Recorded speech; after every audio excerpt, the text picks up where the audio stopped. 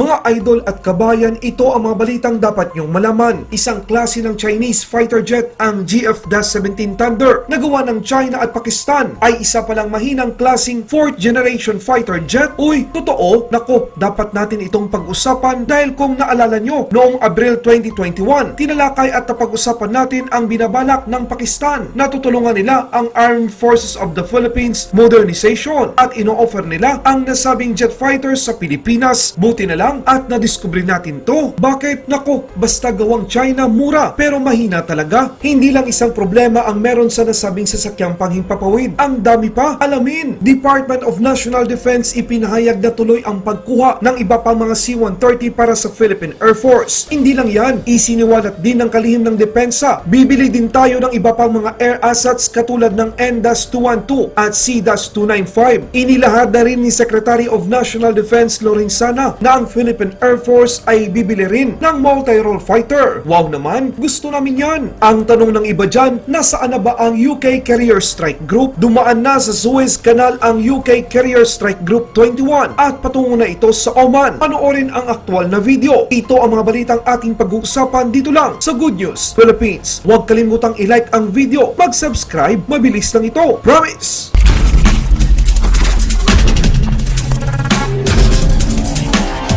Ang JF-17 Thunder, isang fighter jet na gawa ng China at Pakistan, ay pinagtatawanan sa social media, lalo na ng bansang India. Bakit? Ano ba ang problema sa multi-role fighter na JF-17? Since tuwang-tuwa naman ang Pakistan at China sa fighter jet na ito. Pero bago ang lahat, kilalanin muna natin ng mabilisan ang JF-17 Thunder. JF-17 Thunder ito kung tawagin sa Pakistan at FC-1 Xiaolong naman ang tawag dito para sa China. Ito ay ginawa ng magkasamang China's Shandong Aircraft Industry Corporation at Pakistan Aeronautical Complex. Isa itong single-engine aircraft, isa itong low-cost, lightweight at all-weather multi-role fighter na mayroong Chinese airframe. Unang paglipad noong taong 2003, ipinakilala ang JF-17 Thunder noong taong 2007. Isa itong 4th generation aircraft. Ayon sa military factory, merong 46 na mga 4th generation fighter aircraft ang nasa inventaryo sa system nila. Kabilang na dito ang F-16 Falcon o F-16 Viper, Subjas Gripen, the Assault Rafale, Eurofighter Typhoon, FA-18 Super Hornet, Sukhoi Su-30 Flanker, kasama din ang J-15 at marami pang iba. Noong nakaraang taon, 14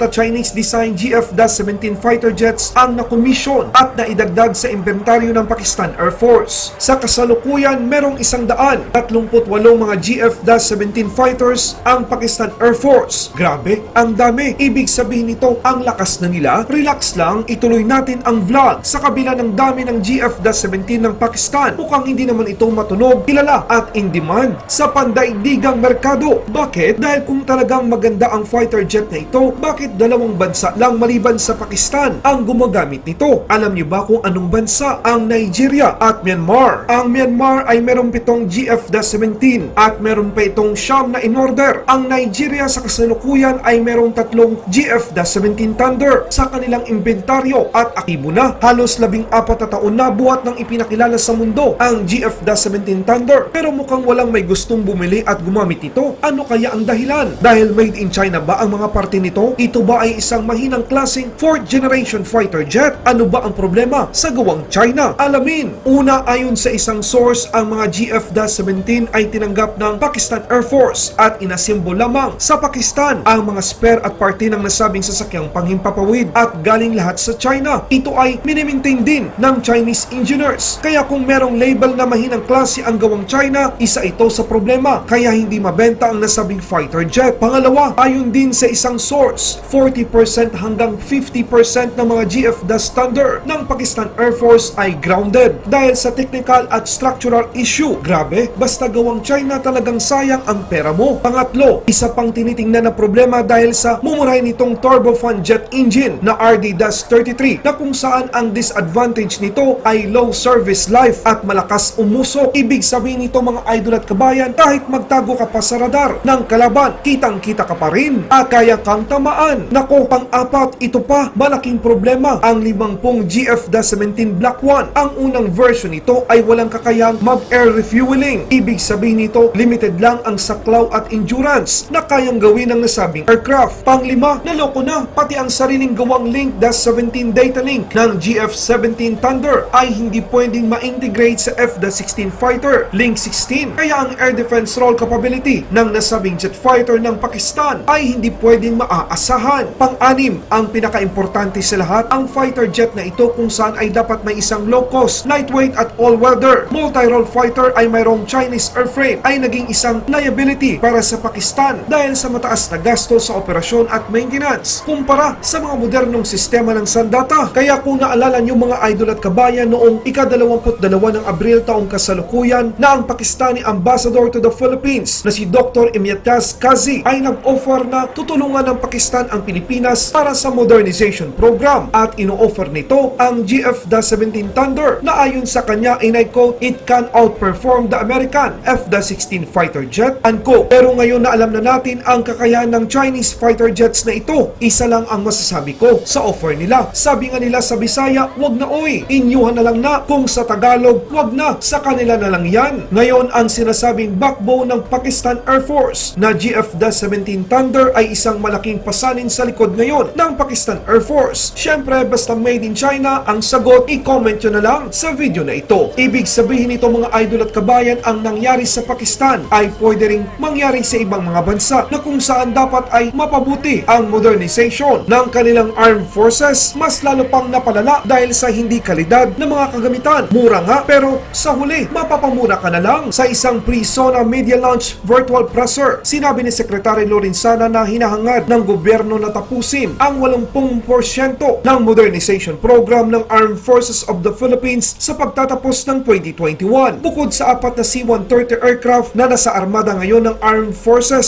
sinabi ni Secretary of National Defense Lorenzana na naaprubahan na ng Kongreso ang pagbili ng 2 pang C-130 at pinoproseso ang mga dokumento para sa kanilang pagbili, at 4 na N212 at isang C-295 ang nakatakdang bibilhin ng bansa ayon din kay Secretary of National Defense Lorenzana. Maliban dito, sinabi pa ni Secretary of National Defense Lorenzana, and I quote, "The Philippine Air Force is also planning to buy a fighter jet but they are still working on their preferred proponent," unquote. Ibig sabihin nito mga idol at kabayan, ayon nga sa sinabi ni Secretary of National Defense Lorenzana, talagang bibili ang Philippine Air Force ng multi-role fighter. Masakit sa ating lahat ang nangyari sa C-130 Hercules na may tail number 5125, pero kailangang ituloy natin ang laban ng buhay at tuloy ang Armed Forces of the Philippines Modernization Program. Dumaan na sa Suez Canal ang UK Carrier Strike Group 21 na pinangungunahan ng UK aircraft carrier na HMS Queen Elizabeth. Tutuloy ito sa susunod na stopover sa Oman at mananatili doon ng halos 1 linggo ang nasabing mga barkong pandigma ng bansang UK, US at iba pang mga bansa.